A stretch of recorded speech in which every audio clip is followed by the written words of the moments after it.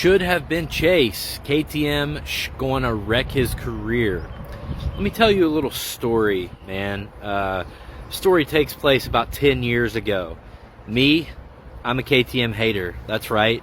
I'd seen problems with the bikes. I'd never felt they were good. I hated the suspension. And Ryan Dungey announced he was moving from Suzuki, a bike I loved, to KTM.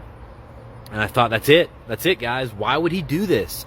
This is going to wreck Dungey's career. It's over. I don't care how much money they offered him. It's not worth his career, his dynasty, his legend status. What is he thinking? And, you know, they pulled DeCoster in too, and we know how that worked out. He won tons of championships. The bike, in my opinion, wasn't that great at the time Dungey took over, and by the time Dungey left, they had arguably the best bike out there. I had the same thing happen with a good friend of mine. Tried to get him to get a Kawasaki. That's what I was riding. He goes and picks up a KTM. It was a 15 model. The last year, I think they weren't that great. 4CS suspension. Thing vibrated a lot. Just really hated it. And then I had another buddy that picked up a brand new 16, brought it over to my motocross track, said, you got to ride this. I said, dude, I don't want to come anywhere near that. He said, no, you got to ride it.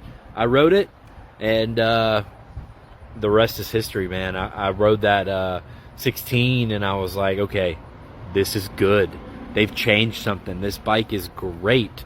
And, you know, ironically enough, a few years later, I find myself working at a KTM dealership and as a KTM tech. And then I go to these KTM classes, and all these things that I think are weird, I ask them, you know, why do you do this? And they tell me why, and it makes sense. And, you know, I feel like the 16 to 18 bike was fantastic. The 19 to 22, awesome. I've got a 23 gen bike, and it's even better than those, you know, in my opinion. Maybe Cooper Webb doesn't gel with it. Maybe the pros, maybe there's something about the speed they're riding or something that they don't gel with it the same. I don't know.